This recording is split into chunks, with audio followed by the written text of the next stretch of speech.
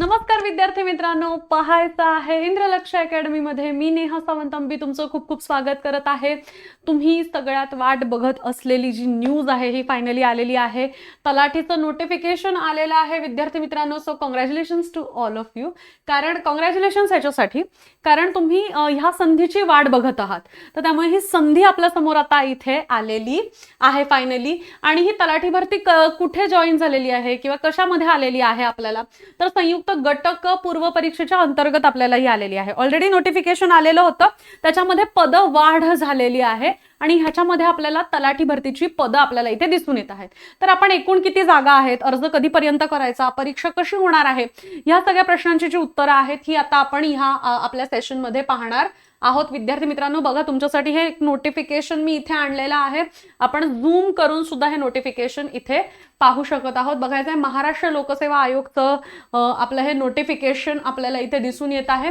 याच्यामध्ये जर तुम्ही बघितलात तर अगोदरच्या पदांमध्ये आपल्याला वाढ केलेली दिसून येत आहे। याच्यामध्ये जी वाढ केलेली पदं आहेत ती आपण बघूयात पटापट। महसूल व वन विभाग ह्या विभागामध्ये आपल्याला तलाठी म्हणजे महसूल व वन विभाग ह्याच्या अंतर्गत विभागाअंतर्गत आपल्याला तलाठीची पदं आलेली दिसून येत आहेत। ग्राम महसूल अधिकारी, तलाठी गटक आपल्याला ही दिसून येत आहेत पद, विविध नियुक्ती प्राधिकारी। आता ह्याच्यामध्ये जे डिटेल्ड आहे आपल्याला डिटेल जे आहे आपल्याला पुढे जाऊन येईल की त्याच्या पात्रता जे काही असणार आहेत, सिलेबस जो काही असेल, त्याच्यानंतर कॅटेगरीनुसार ज्या काही जागा असतील, ह्या सगळ्या आपल्याला डिटेल्ड जे आहे हे नंतर येऊन जाईल। पण आता आपल्याला काय आलेलं आहे, एकूण पद त्यांनी सांगितलेली आहेत। तर 1539 पद जी आहेत ही आपल्याला इथे दिसून जाणार आहे।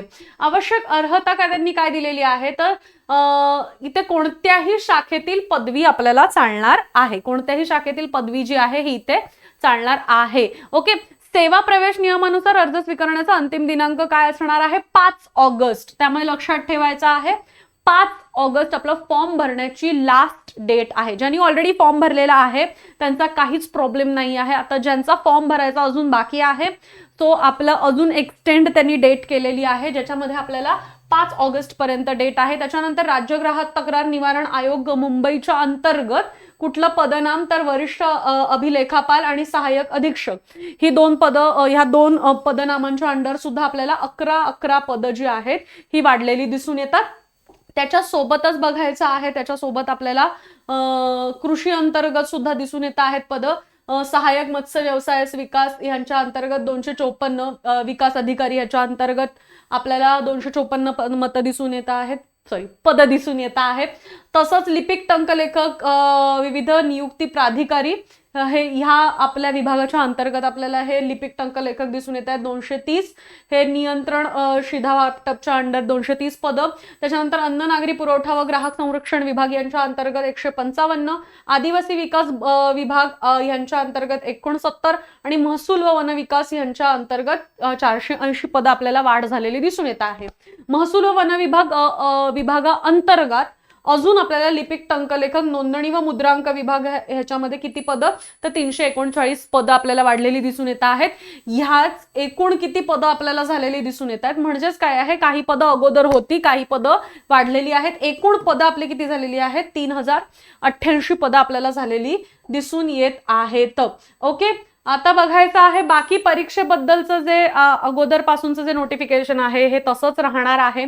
फक्त आता काही पद वाढ झालेली आहे आणि त्याच्यात आपले तलाठीची पद आपल्याला आलेली दिसून येत आहेत। इथे बघा लास्ट डेट आपल्याला आलेली दिसून येत आहे। काय आहे, अर्ज सादर करण्याची अंतिम दिनांक काय आहे, तर 5 ऑगस्ट हा अंतिम दिनांक आपल्याला दिसून येत आहे। आणि फी भरण्याचा म्हणजे शुल्क भरण्याचा अंतिम दिनांक काय आहे, 8 ऑगस्ट। परंतु आपण तेवढ्या वेळासाठी वाट पाहायची आहे का, नाही, 5 ऑगस्ट पर्यंतच आपण सगळं पूर्ण भरून शुल्क भरायचं आपलं आहे। ठीक आहे, याच्या व्यतिरिक्त जी काही इन्फॉर्मेशन येईल, आता सध्या आपल्याला ही इन्फॉर्मेशन आलेली आहे। ठीक आहे, परीक्षा कोणत्या पद्धतीने होणार आहे, तर आता आधी ऑनलाईन पद्धतीने घेतली जाणार होती, बरोबर आहे, आधी आपण ऑनलाईन पद्धतीने सांगितलेली होती, परंतु आता ऑफलाईन पद्धतीने ही होणार आहे। बघा, OMR आधारित आपल्याला आलेली दिसून येते आहे. जर तुम्ही इथे नीट पाहिलं तर बघा, ऑफलाईन पद्धतीने म्हणजे OMR शीटवरतीच ही एक्झाम होणार आहे. त्यामुळे त्याच्याबद्दल पण विद्यार्थी मित्रांनी काही टेन्शन घ्यायचं नाही आहे. आणि गेल्या वेळेस जे काही विद्यार्थी मित्रांचं कन्फ्युजन झालेलं होतं, टेन्शन होतं, की बरेचसे गोंधळ झालेले होते परीक्षांमध्ये, तर आता तसं होणार नाहीये. MPSC म्हणजेच आयोग आपलं परीक्षा घेत असल्यामुळे ती ट्रान्सपरन्सी जी आहे ही आपल्या परीक्षेत आपण एक्सपेक्ट करू शकत आहोत. ठीक आहे. तर आता हे जे छोटंसं सेशन आहे, छोट्याशा माहितीचं जे सेशन आहे, हे मी इथेच थांबवते आहे.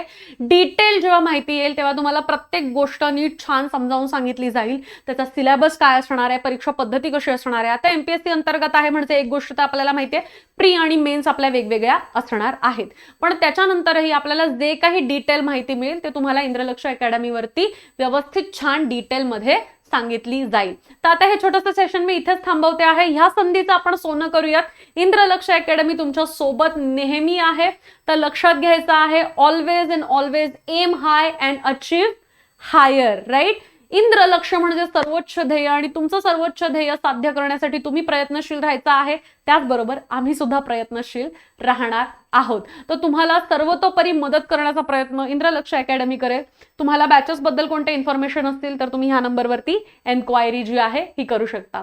So thank you so much. Be kind to everyone and take care.